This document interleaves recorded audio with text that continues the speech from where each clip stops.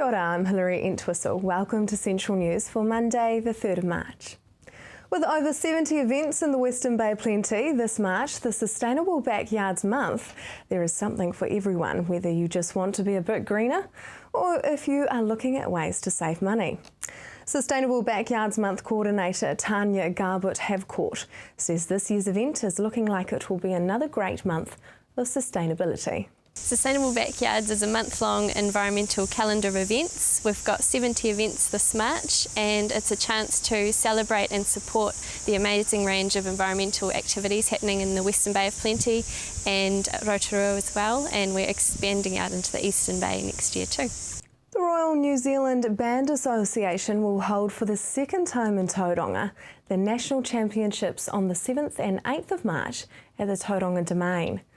The event is usually held alternately between the North and South Islands, but the last time it was held in Tauranga it was such a success that it will be back again this weekend.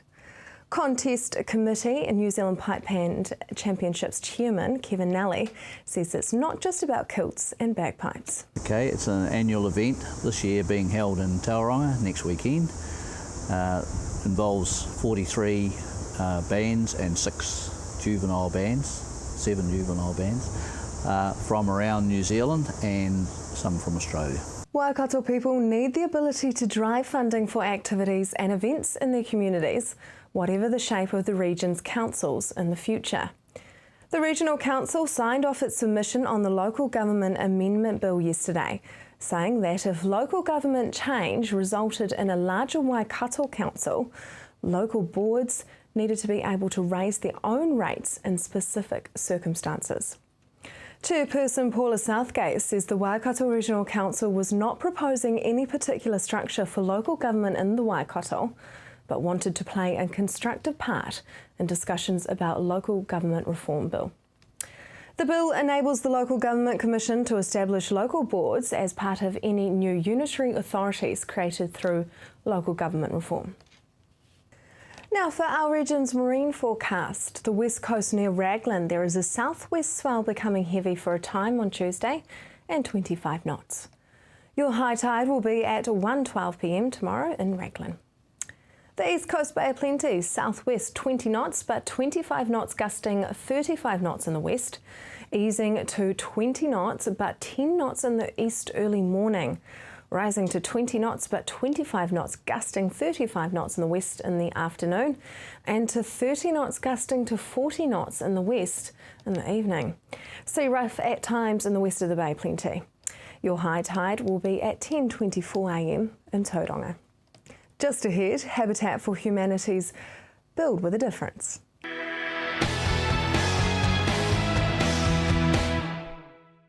Welcome to Central News on TV Central. Tauranga Habitat for Humanity has some friends from America visiting them this month. I found out about these friends and why they're coming all the way over here. Yeah, well, it's significant, I suppose, when we have two on together. We do 4 to 6 a year, and to have two coming at the same time is usually arranged because of an overseas group that's going to come and help us. And this is a real story into itself, of course. Habitat has internationally a global village scheme, which means that volunteers from any country can join together and come to a destination like New Zealand. We have usually 2 of those groups come per year, mainly from the States, but also Canadians, British, people from all walks of life, students to professional people, all coming out here, and you'd be amazed. This site will probably have 17 overseas volunteers on it,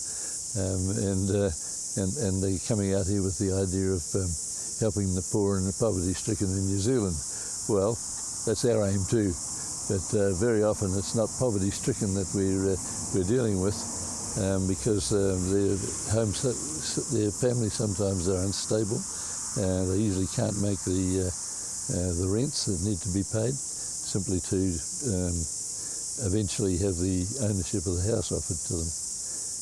As a little bit of a reminder, can you tell us again what Habitat for Humanity is? Sure. It's an international Christian organisation, and one of its fundamental aims is to put the love of God into practice. And to do that, you can't do anything better than helping families that are in distress or struggling. So that's what the whole motive of Habitat is about. Started in the States, now in nearly 100 countries, and this Global Village program that I'm talking about brings people from all those countries interchanging and they're coming to help each other. And as you mentioned previously, there are some visitors coming. That's right. The Americans on this occasion.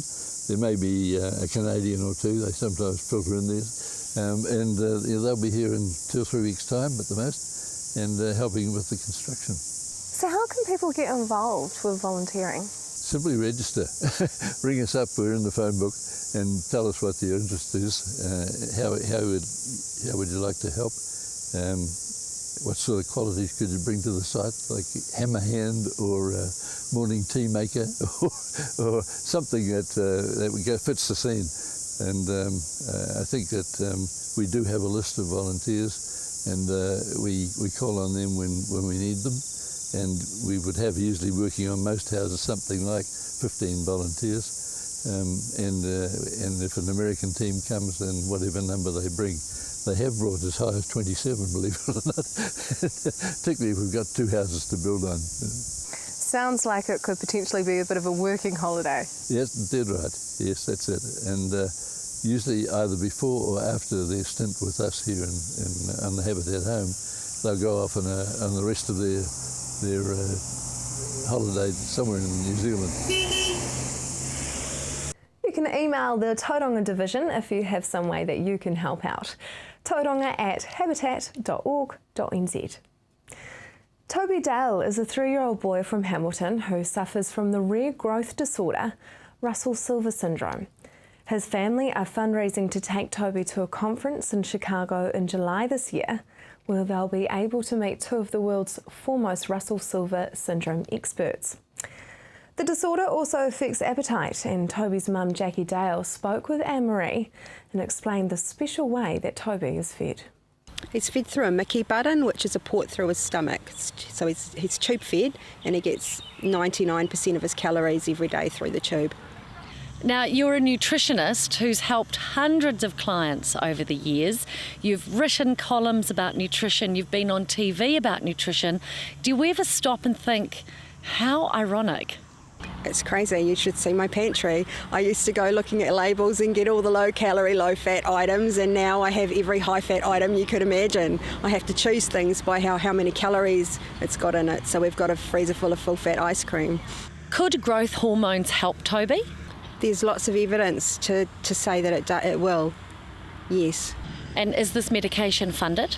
No, it's not. It's standard treatment for children with Russell-Silver syndrome in America and Australia. In New Zealand, it's not funded. Why is it so important to take Toby to the Magic Foundation conference in Chicago in July? Because we need to see the experts, and we need Toby to be seen by doctors who understand Russell-Silver syndrome so that we can figure out what to do next. How are you fundraising? We've got a Give a Little site on Give a Little, and we're raising money through Trade Me. We've got a nationwide auction as well. People are donating goods to us that we're auctioning, but mainly it's the Give a Little site. Toby is an identical twin, and he and his brother Finn are 3 years old. What size pants does Toby wear? Toby wears pants for a 6-month-old. He's just come out of crawler nappies, and he's 3 years old. So yeah, he weighs what Finn weighed when Finn was 1. Do Finn and Toby realise that they have such a difference in size? Not yet. They don't understand the difference. How does Russell-Silver syndrome affect Toby in his daily life? The feeding problems are the hardest, so having to tube feed him. They have functional problems with their stomachs, so he vomits all the time. He can't handle the volume of food that he needs to have. So actually just keeping him fed with the nutrition that he needs is a 24-hour job. It's really hard. He has reflux. He can't eat, he gags. Dinner times can be really hard because I've got one twin who eats normally, and I have to think about healthy eating for Finn. He doesn't understand why his brother's allowed to have a bowl of full-fat ice cream in front of him to play with. Toby quite often doesn't sit at the table because the sight of food makes him vomit. And what about you and the rest of the family? it's hard. It's really hard, especially when we're in and out of hospital with Toby all the time, and Finn misses out. So even though Toby's the one with the condition, it's his twin brother that misses out a lot. We've got to be really careful about that. What are you hoping to achieve by taking Toby to the Magic Foundation conference? Well, it'll be great to meet other families that are going through the same thing, or the same condition with their children. It will be good to find out what treatment and how we can help Toby with his eating, because there's really nothing in New Zealand to help people with children with feeding problems. For more details or to donate, go to their Facebook page, facebook.com/Toby's Magic. Coming up next, a multiple of cultures in Tauranga.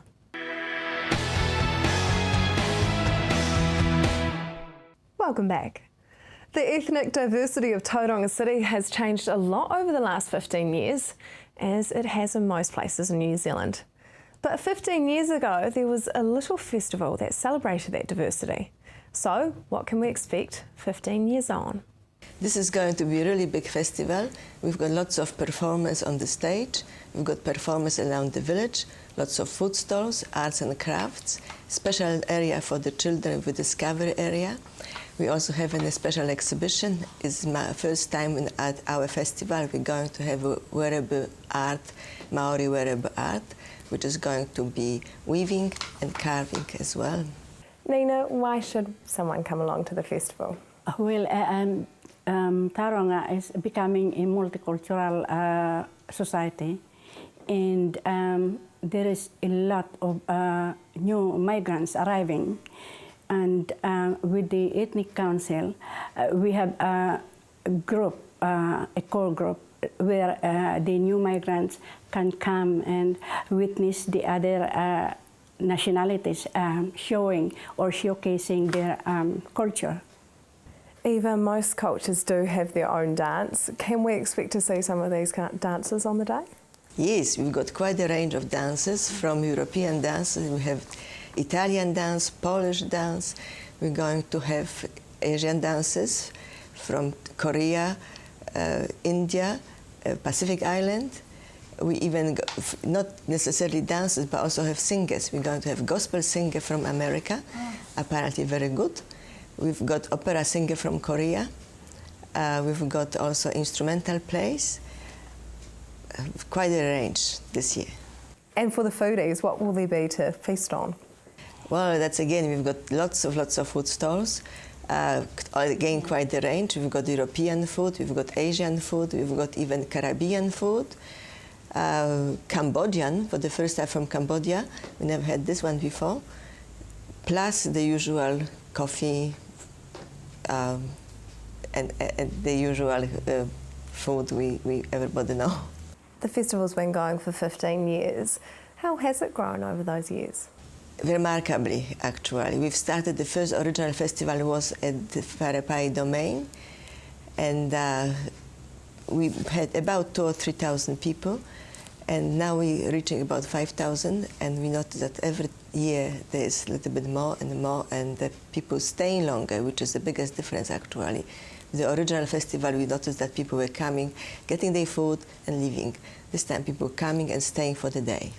The festival is on Saturday the 15th of March at 10 a.m. to 4 p.m. at the Historic Village in Tauranga. There will be a costume parade and free bus service thanks to the Bay Hopper. Hamilton City celebrates its 150th birthday this year, and as milestone birthdays are often a time of both reflection and goal setting, Anne-Marie spoke with Mayor of Hamilton, Julie Hardacre, to find out whether this was true for Hamilton as well. 150 is about celebrating the past and our history and telling our stories, but it's also about what are the next 150 years going to mean for our city. So, you know, the mix of all the celebrations will be reflection and celebration of our wonderful past, a very rich cultural past, and then, you know, a bit of navel-gazing about where to from here. And how do we see our city in the next coming decades, and, you know, in 150 years' time from here? what will they be reflecting on. So, you know, the mixture, we've got a mixture of wonderful events that we're planning. So we've got our official 24th of August celebration, which is our official landing of the Rangiriri and the establishment of the European settlement. You know, one of the important things about that, of course, is recognising that Māori were here for a long time before that. And, you know, Kirikiriroa was known as a place of abundance for food and, you know, living. So we've got all that to celebrate as well as we roll into the European, I guess, modern Hamilton. So we'll have the official speeches and the official civic function, and I think that'll be quite good in the dead of winter, of course. So it'll be quite cold, we'll all be rugged up. And then on the 22nd of November, we're going to have a big city birthday party. We decided to have it in the summertime because it would be a lot more fun if we could be outside, and you know that'll involve right down Victoria Street, the river, lots of family fun, all sorts of celebrations, but Garden Place I guess will be the centre of that, and we're planning a lot of entertainment, birthday, cake, kids, everything you can imagine, capping it all off with some fireworks that they're working up now off the river, so I think it's going to be neat. What do you see as Hamilton's strengths? Gosh, well, I think we're built on agriculture, and that does remain our strength. But we take the primary product and we turn it into the value that it can be for exporting. And so a big part of our city's economy is that manufacturing from the agricultural sector. So I think that's a real strength from an economic point of view. But, you know, our strength actually is our location. And, you know, we can't change that, but we are building on that because we sit in the middle of the North Island, because that's where all the population growth is and the economic growth. That gives us, you know, our city growth. That enables us to be the place you want to be if you want to go to Auckland, to the beach, to all of the things around the hinterland. And so I think that's a real strength. But, you know, look around the city. It's beautiful. It's been built off the greenness and the richness of the land. And we've taken that and made that our own here. And I think that's a real strength. And its weaknesses? Look, every city has challenges. You know, I was reading an interesting thing about inland cities. They always have a bit of an identity crisis, apparently, inland cities all around the world. But, you know, I think our challenges, to be frank, are about growth. It's very hard to keep up with all the growth and funding all of that and finding the money to enable that to happen and coping with that as a city because it's happening fast. So that means, you know, we have to build more roads and we have to put in lots of infrastructure. Then there's schools and the demands of families. So that's a great challenge to have, but it is a real challenge. And I think sometimes, you know, we suffer a little bit from our identity crisis. You know, who are we? What are we? I feel very confident as a Hamiltonian that I know who we are, but I think we kind of buy a little bit into the perception that others might have of us. You know, oh, that's Hamilton. Where actually, when you're here, you know how great this place actually is. We've just got to be confident about that, I think. For more details on the 150th birthday celebrations, go to hamilton150.co.nz. Coming up next, the Motorcycle Club getting behind a good cause.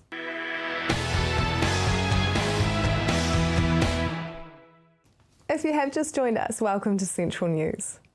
Preparations for the 29th Child Cancer Toy Run from Cambridge to Hamilton are well underway, with 1,000 motorbikes expected to take part. Anne-Marie spoke with Sharon Robinson from the Child Cancer Organisation and Tom Jones from the Ulysses Motorcycle Club, who has been involved with the event from the very beginning. It really starts, to tell you the truth, in Te Awamutu, when we have a motorbike show before the toy run on the Friday. And it's held in the main street, and we rattle buckets, and a lot of people bring toys, and all that gets added to the total. It started with a guy named Rex, a motorcyclist named Rex Green, in 1986, I think. And yeah, he ran it for several years, and then he got sick of it and he handed it over to the Hamilton Motorcycle Club, and they ran it for a couple of years. And then it looked like dying for lack of a sponsor, so the Hamilton branch of the Ulysses Club stepped in, and we've been running it ever since. Sharon, the Toy Run also provides an opportunity to fundraise. Tell me about that. That's right. It's a great opportunity for awareness of what we're all about, what we need, and what we give to the families. What do you give to the families? We give the families emotional support, financial support and physical support. So when a family is told that their child has cancer, our family support coordinators go straight in, if they're agreeable with the family, of course, and they're there right from day one. And the first thing they do is find out what the family needs and provide that for them. A lot of the families have to head up to Starship, so you know, it's a huge disruption to the family, and it doesn't go away quickly either.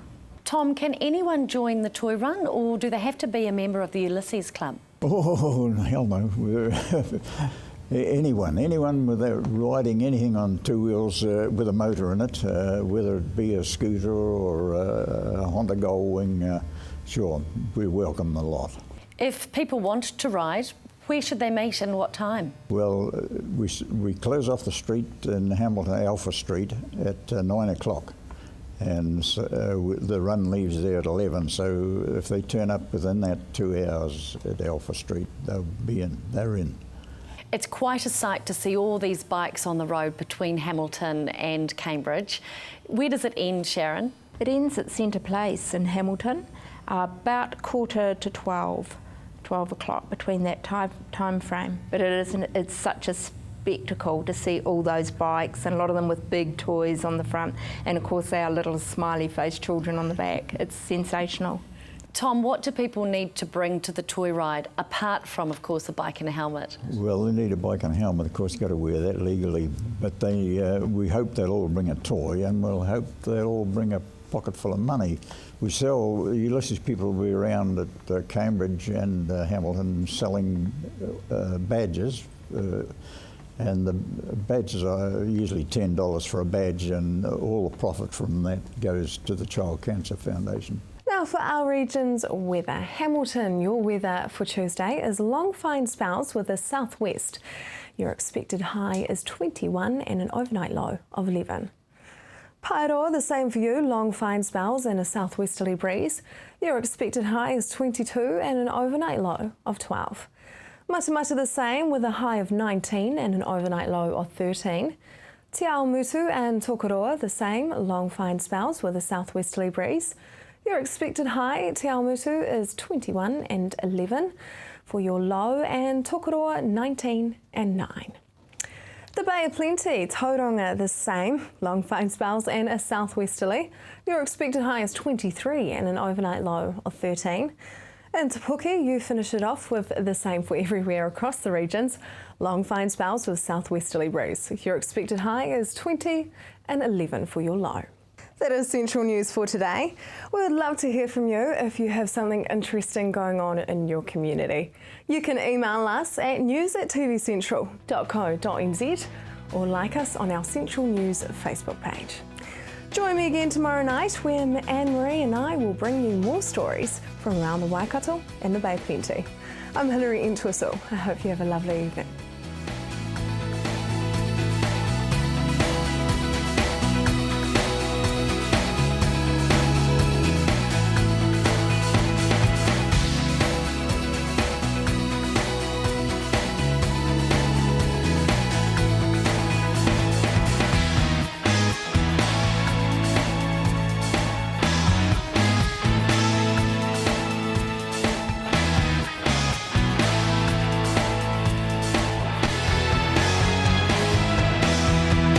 This has been an Alpha Media production, a division of Television Media Group. Supporting local content so you can see more of New Zealand on air.